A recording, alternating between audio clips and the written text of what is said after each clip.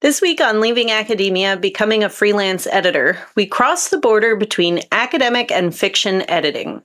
My guest, Andrew Hodges, PhD, is a cultural anthropologist who uses his academic expertise in studying societies and culture to analyze not only academic manuscripts, but also aspects of world building in fiction texts. After working in academic roles in Croatia and Germany, Andy returned to his roots in the UK, where he also gives workshops on writing and editing at local universities. In this episode, we discuss his move out of academia and into full-time editing, his fabulous website and how SEO has helped him attract clients, how he began developing courses and workshops, including a world-building webinar for authors and editors, and one of the most beautiful aspects of entrepreneurship, helping you return to your passions and incorporate them into your business. This episode will be helpful to anyone considering a career in editing, but it's especially encouraging for those who want to go beyond editing academic texts. If you're an editor who's looking for community support and guidance in marketing, like what Andy and I discussed during this episode, go to acadiaediting.com/marketing. And if you're just starting to think about becoming an editor or coach, go to acadiaediting.com/become an editor.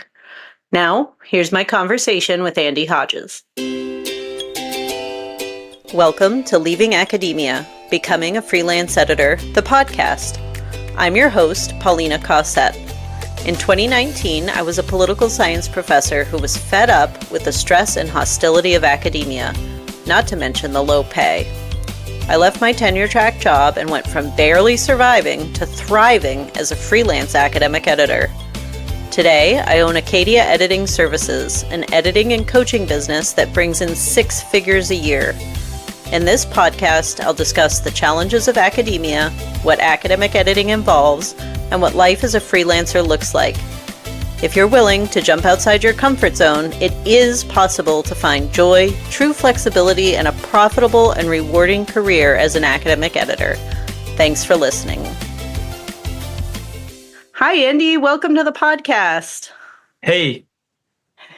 So why don't you tell us a little bit about what you did in academia and how you left and how you discovered editing as a career? Okay. So I started off by doing an undergraduate degree in history and philosophy of science.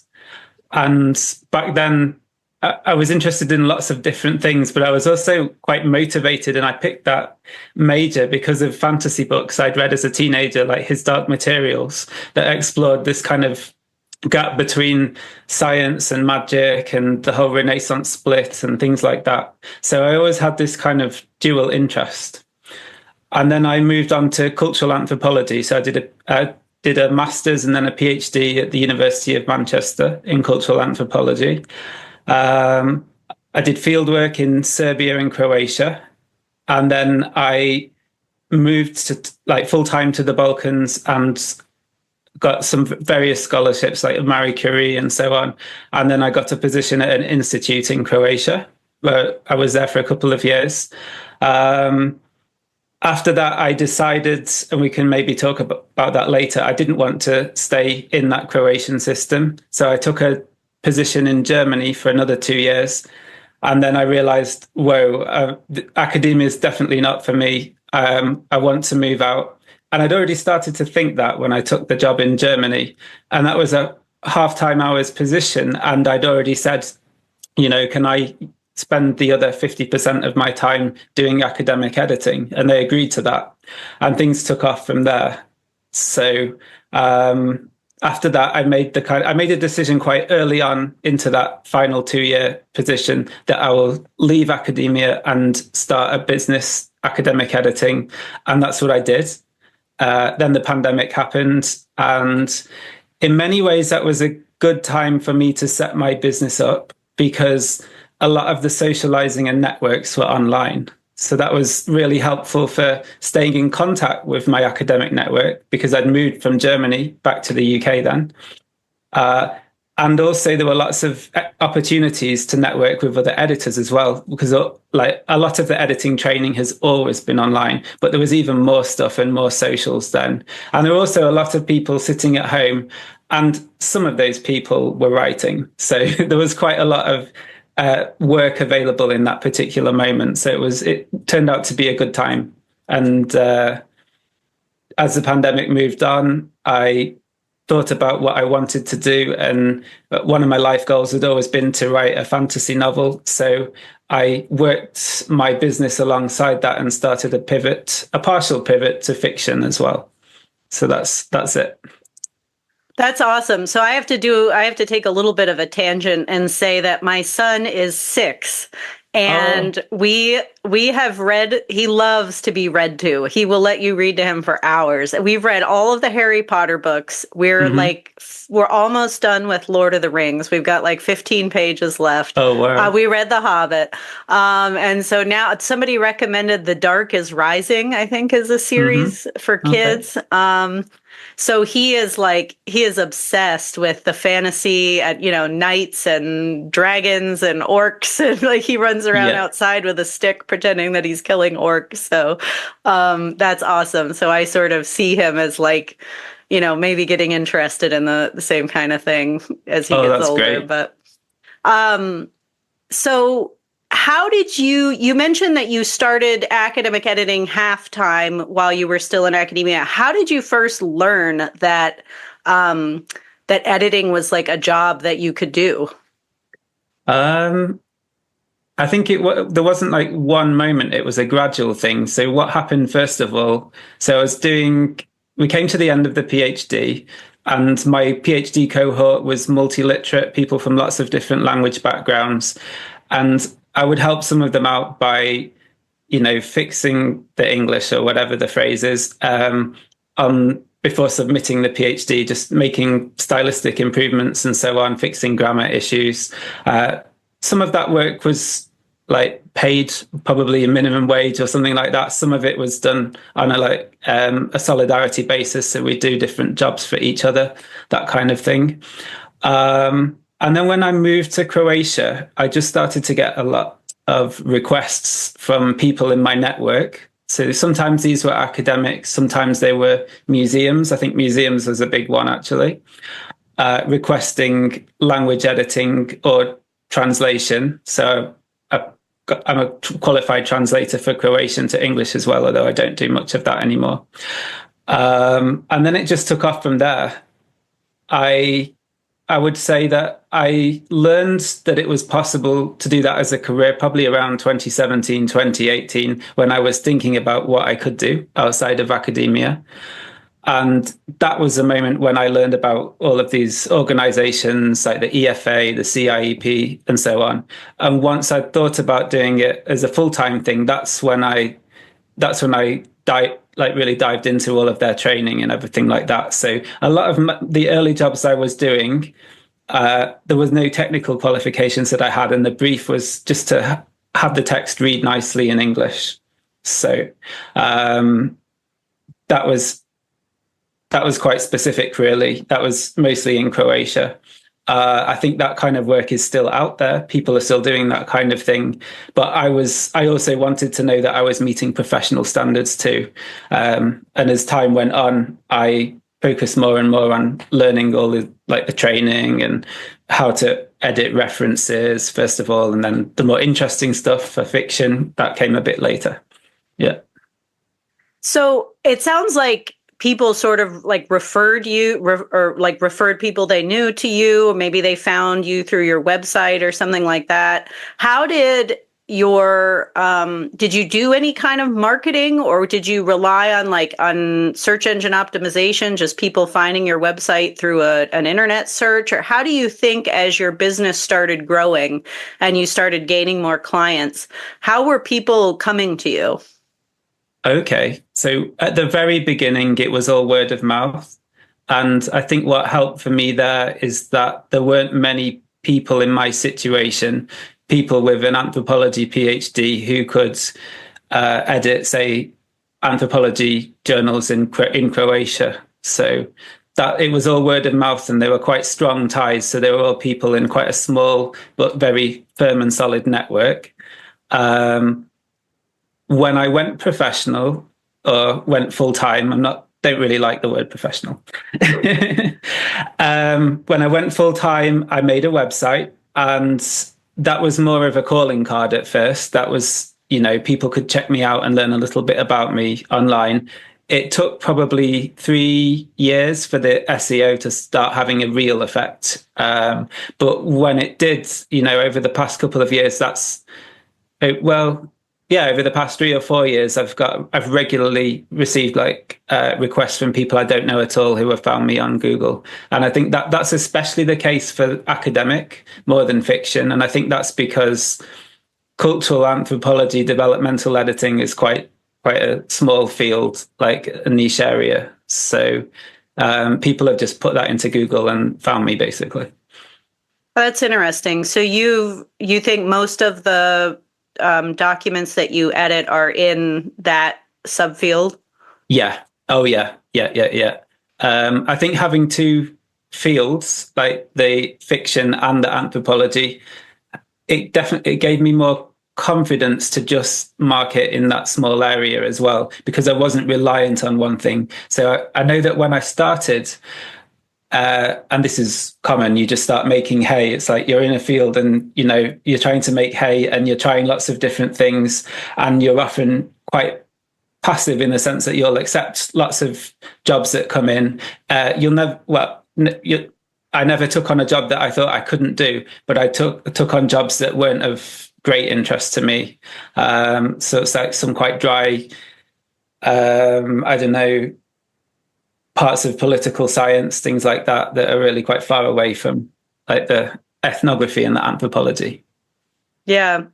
Yeah, I think that you're right, that when you're starting out as an editor, there's this big question mark about, should I niche down really narrowly? Should I take anything that comes to me? And a lot of the members of my community in becoming an academic editor, this course that I teach, they face that, they're struggling with that especially when they're designing their websites. And I tell them, like, somebody's going to come to your website and get a sense of who you are and your personality and your training and your skills, and then they're going to reach out to you. And if you don't have, a specific subfield mentioned, that doesn't mean they're not going to contact you. You will probably get requests from all kinds of people. And so over time, you just have to figure out what it is that you enjoy doing. And so like you're saying, you really enjoy editing documents in this particular field. And so that's what excites you. And so you just take those projects and then you sort of turn away the rest when you have the ability to do that. Yeah, exactly. And that probably came after about between 2 and 3 years. I think for the first 2 years, there was a lot of figuring out what I liked and accepting lots of different projects. I was doing a lot more history back then as well. But I think it was a gradual process of figuring out what I liked, and also gradually having the confidence to say, this is what I'm about, this is what I do. Yeah. Yeah. I think confidence is a big part of it. It seems like it can be very challenging for, as academics, we are super niche. You write a dissertation about this very narrow topic and you publish on this very narrow topic, and you're very confident about what you know on that one thing. Yeah. And then when you're asked to do, even though you already have the editing skills, you're asked to apply it in a different context, and you feel sort of like a fish out of water, and like you doubt yourself. But I think people do have the skills and the knowledge to do this. It just can be quite uncomfortable because it's in a space that we're not used to. Yeah, no, I think especially for developmental editing, like with copy editing, you can convince yourself that you're focusing on the grammar and these kinds of points. But with developmental editing, I saw a lot of conversations among ex-academics about, things like, do I have to keep up with the literature? Can I do a developmental edit of something in a different discipline, or even a different subdiscipline to what I've trained in, and so on? And the answer is yes, you can. But those kind of conversations link to what you're saying about becoming super niche in academia. Yeah. So, and we mentioned your website, and I have to say that everyone should go to Andy's website because it's fantastic. It's thenarrativecraft.com. I think the design elements are really great. You've got your logo at the top. You've got a very nice, welcoming photo of yourself. A headliner that explains what you do and how you help people, a very clear call to action with your button, contact me to discuss your editing project. How did you learn how to create a website? Do you manage it yourself, or like because most people, I think most academics especially, start like with their bio. They lead with, here's all my experience and everything I've done.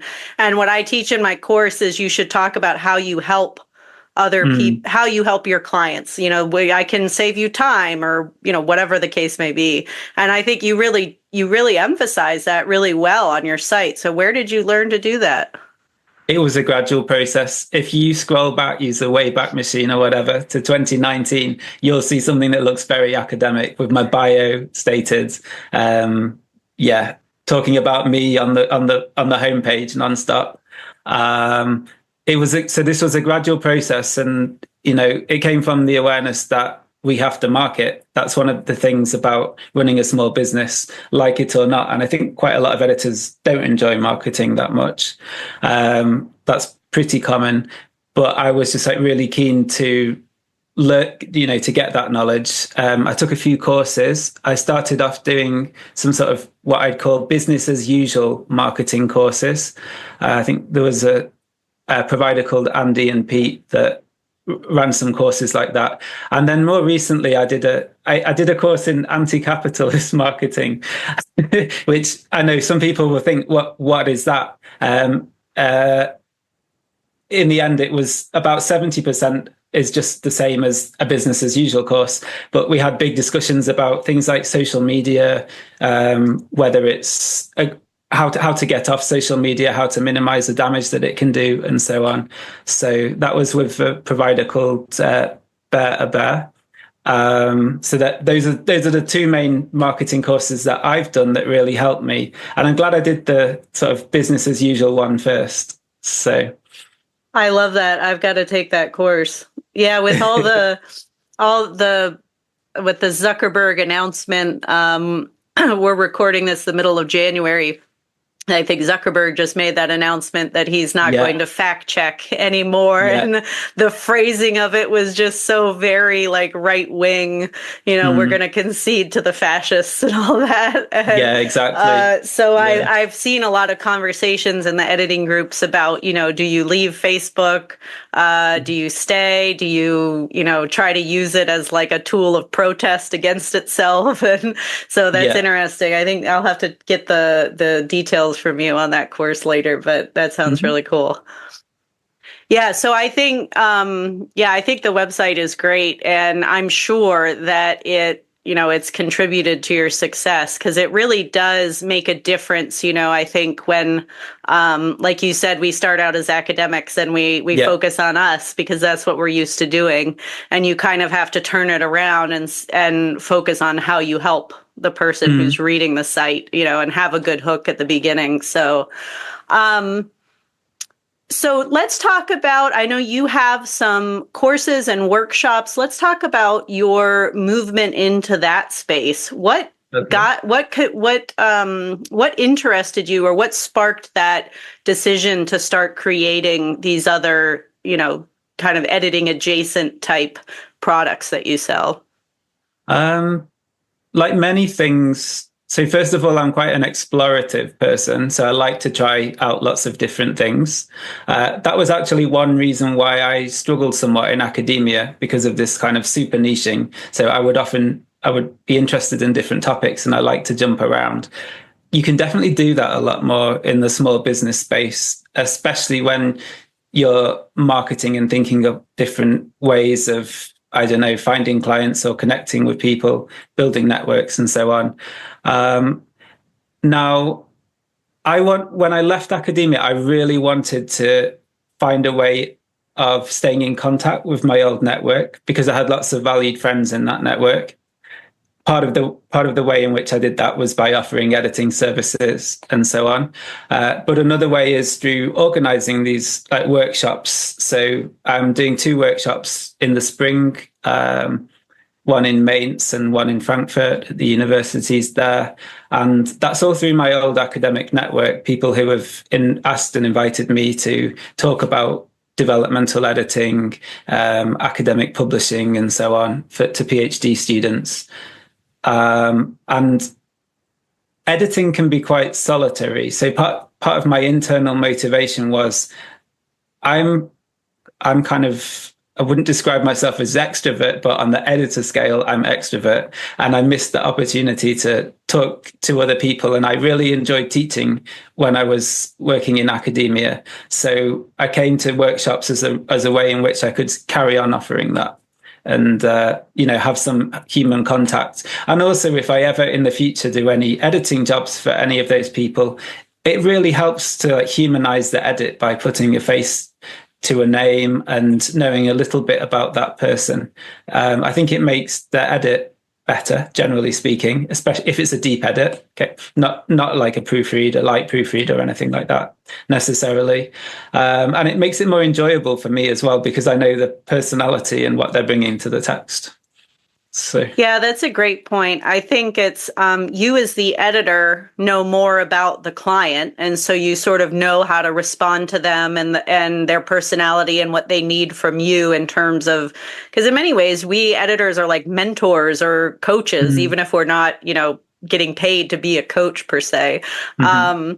But then also, I think it helps for them to see us as people, because I think a lot of authors, and I don't know if there's a difference in academic versus like fiction type authors, but I think they see us as a little bit scary, that like we're going to mark up their text with a red pen and criticize their work. And to know that we are actually nice people who are friendly and, have a funny sense of humor or whatever the case may be for us, that helps to humanize us. So I think, it does go both ways, that we can express empathy because we've been in academia and we know how hard it is. And we can sort of support them through it in a non-judgmental way. But also, I think it makes us less scary to the authors. Yeah, no, that's a really good point as well. I think that particular point applies equally to fiction and academic editing. Like, people are genuinely fearful quite often of editors and fearful of what they'll receive back, or kind of a marked up manuscript. And that is tricky when editing's an unregulated field, right? And editing also has this big subjective element, especially like a heavy copy edit, a line edit, or a developmental edit. So there's a whole negotiation there of like trust and confidence, and that can be quite tricky to manage. And I think especially for academics, they're grounded and they've internalized this whole culture of critique through the peer review system as well. And the kind of feedback that editors give, it's not gatekeeping, it's just improving the text. It's what one of my friends, Chana Berkovich, professor in Germany, calls working with a text, which I think is a really nice phrase. And that's a different way of thinking to peer review, where you're often like with usually good intentions, but not always, like looking to pick apart and question different parts of the text. Yeah, that's a great point, that peer reviewers are looking for all the problems to try to identify every problem and, what are all the reasons we should reject this paper? Whereas an editor is your teammate and, how can we make this better so that it's more likely to get published? Yeah. So are all your workshops in person, or I thought I saw that you also had some courses online, or am I not remembering that correctly? So I had some courses up earlier. They were mini courses in world building and point of view, and they were really for beginner fiction authors. And they were just really to give a taste of, the kinds of issues that come up. They came out of my experience. So new authors in particular often haven't studied things like point of view in depth. They tend to, and academics equally tend to copy examples that they like, right? So fiction authors do that as well. And then there can be specific structural problems with point of view that are really common, but that anyone working in professional publishing will notice, and any casual reader will feel dissatisfied because they're there in the text. So I just put those mini courses together to kind of help new authors navigate these common problems and things. I've got a world building webinar as well, which is still up. That's something new, and that's basically a way of linking my academic interest in cultural anthropology with its focus on setting to fiction as well, because setting often gets neglected quite a lot in fiction. Like plot and character are usually seen as, the things to focus on, and character in particular, strong characters is often what sells a novel in commercial and literary fiction spaces. So I wanted to bring that world building back in and link up in an organic way my academic and fiction parts of my business. So that's really interesting. So can you say more about that? How does the cultural anthropology connect to the world building? Can you just flesh that out a bit more? Yeah, okay. So setting in a story is an important thing to consider. If you're setting a story in the real world, in the primary world, as some people call it, then it should be believable. If it's set in New York, for instance, you want to get the street names accurate. You want to make sure everything's where it is in real life and so on. And that's a practical example about location, but it also applies to culture and social relationships too. So if you're including a real world group in your novel, you want to make sure that it's represented in an appropriate way. And this is a kind of crossover point with cultural anthropology, because anthropologists are trained to think and reflect on cultural representations and the work that those representations are doing. And anyone who watches, Hollywood blockbusters or reads a lot of genre fiction, you will notice cultural stereotyping in these books, and some of it's uncomfortable. So these are the kinds of topics that interest me as a kind of link between. And the other one, which is really interesting, is cultural anthropologists write about their experience. They live in a particular setting. They become socialized into a kind of environment with a particular social group, and they write lots of notes about that. So they're really focusing in painstaking detail on their experience for maybe 9 months, a year, whatever. In fiction, doing that kind of thing would help improve the setting in the novel. These kind of nuances, these detailed nuances. But also, if you're writing like a story that's set in a different world, or a different part of this world, then you're writing beyond your experience. And there's a whole set of moral issues linked to this idea of writing beyond your experience as well. Just to come up with some examples there, would it be appropriate for me, so I'm a queer person, would it be appropriate for me to write a novel from the perspective of another race or another gender, and so on? There's a whole set of interesting questions there that are quite anthropological, actually. So wow, that's fascinating. So you're taking your professional academic understanding of exploring and examining all of these aspects of society and culture and interpersonal relationships and all of the complexities of a context, a place, and applying it to your analysis of not just academic work, but the fiction, right? So whether somebody, like you were saying, whether somebody's writing about New York City or whether they've created this other world, you're able to take those analytical skills that you learned in your academic work and apply it to your fiction editing now. That's really cool. Yeah, exactly. And there's parallels in other ways as well, because if I'm doing a fiction developmental edit, I usually deliver a report, and that's not that different to what I was doing when I was writing academic journal articles. It's a whole different way of writing with different goals and so on. But those academic writing skills and also conceptual thinking and so on, they really help with writing these other kinds of reports as well. So wow. So I think you mentioned earlier, did you say you took some editing courses on, how did you learn to edit fiction? So the bridge, okay, more bridges here. The bridge here was light copy editing, because when you get to light copy editing, the differences between fields are not so great. I generally say the deeper the edit, the more niche expertise knowledge you need to have. So my first step into fiction was light copy editing after I'd done some basic fiction training. And probably the most important thing to say about that is you edit fiction differently to nonfiction, and nonfiction includes academic.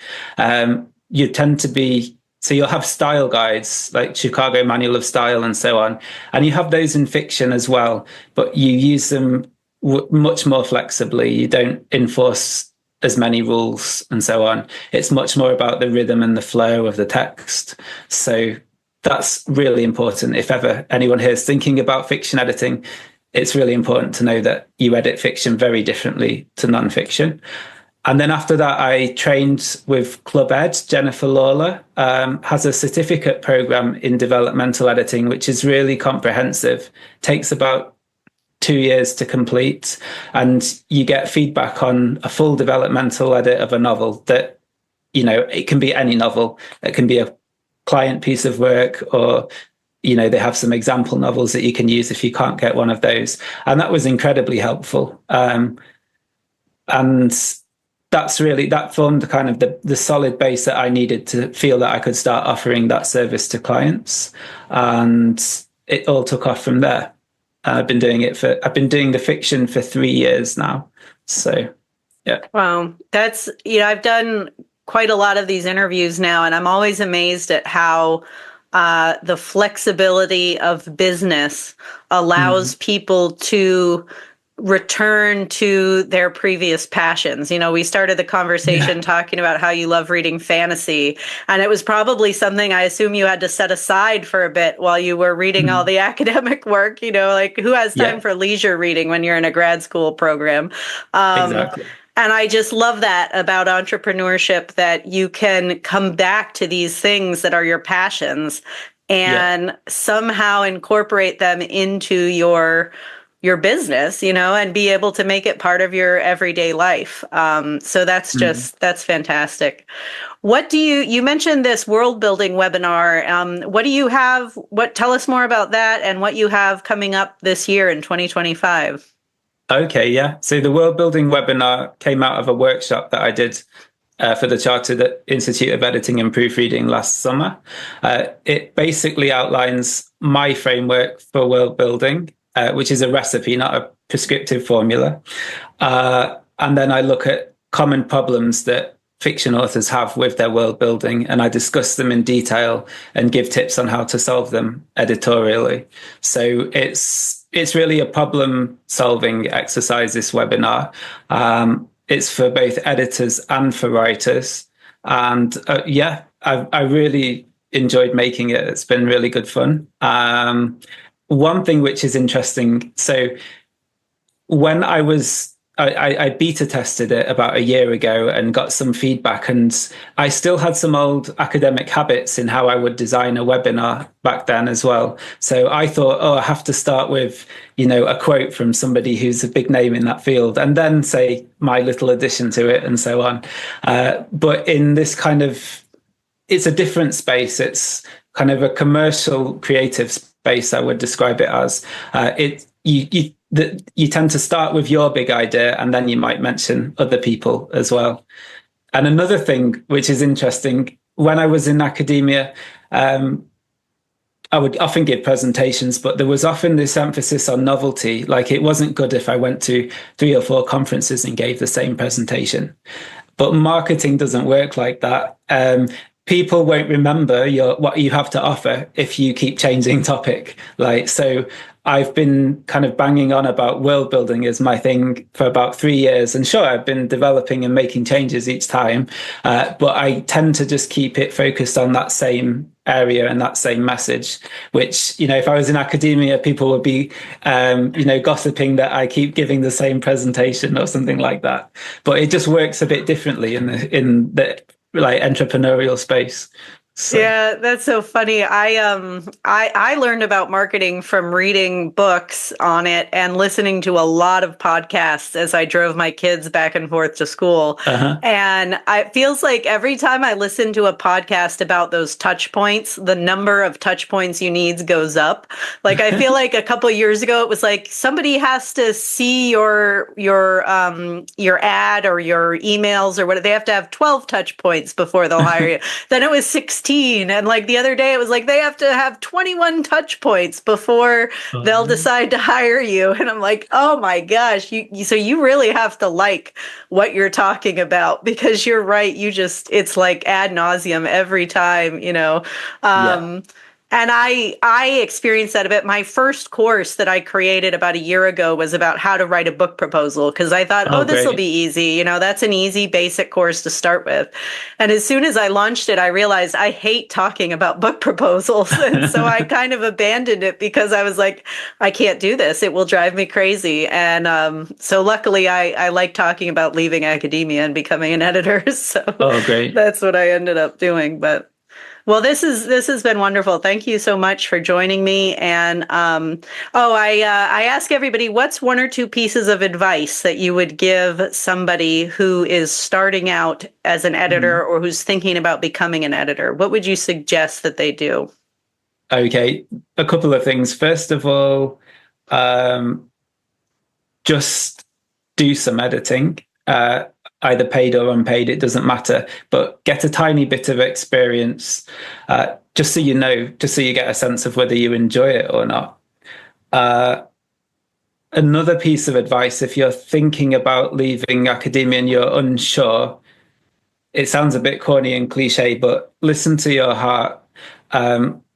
If you're constantly having doubts about whether you want to carry on, then it's probably a good idea to leave, just because of what that space is like. If you have loads of people competing for one job, it makes sense that the people who are really 100% into it are going to get those spots most of the time. Not always, but most of the time.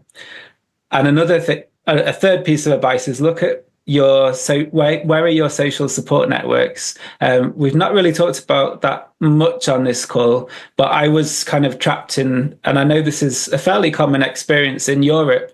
Every country has a different academic system, and they all have different requirements. And if you say you want to specialize in Germany, then you have to make a load of compromises that are different to the compromises you'd make if you wanted to get a job in the UK. Like in Germany, in anthropology, there's this big emphasis on you have to know about two different fields, two different topics. Whereas in the UK, it was enough just to focus on one, and naturally encouraged, because the idea was that you get more niche knowledge on that one field site. So you can get pulled in all of these different directions, I think, especially when applying for jobs. I think it really helps to look at where your social support networks are. And for me and my partner, that would be in the UK and in Croatia. So those were really the only places that I considered. Yeah. Yeah, and I think not just your professional support networks, but like your family too. I hear so many, that was a huge reason for me. And I hear so many other people say that they're just so fed up with living across the country or across the world from their family. And, for me, my mother-in-law was diagnosed with lung cancer, and that was like the spark that made me realize we can't do this anymore. I need to be with my family. And I do love, it is a little bit corny, but I think you're absolutely right about the follow your heart, because I think our brains are trained in academia to think that it's the only option, and that going outside of academia and leaving is failure. And yet for so many of us, we have this pull in our hearts to do something else, that we're not finding the joy that we thought we were going to find in academia. And, or we have these family reasons or whatever. We feel this pull from our heart to go do and be something else, but yet that's constantly battling with the intellectual side that says, oh, you're a failure if you do it, because that's what everybody tells you. And it's not going to get better. I always tell people, if you're unhappy now, it's not going to get better. The system is getting worse.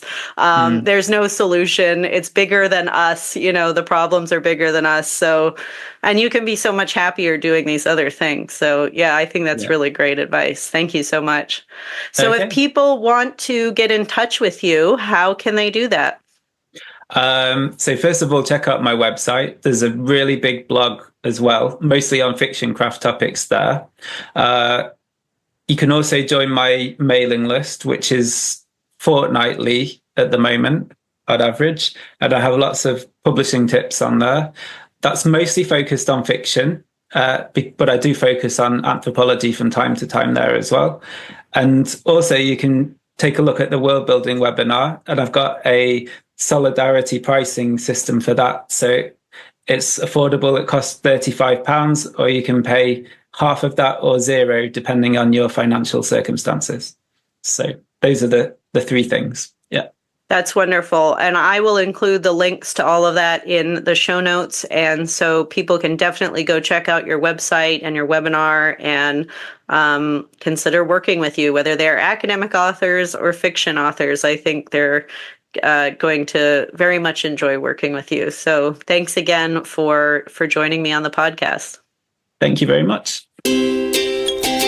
If you're unhappy in academia and you think you might be a good editor or writing coach, check out my course, Becoming an Academic Editor. This digital course is paired with a 12-week group coaching program to support you through your decision to leave academia or not, and to start building a profitable and rewarding academic editing business. Learn more by going to acadiaediting.com/become an editor. Thanks again for listening. I'll see you next time.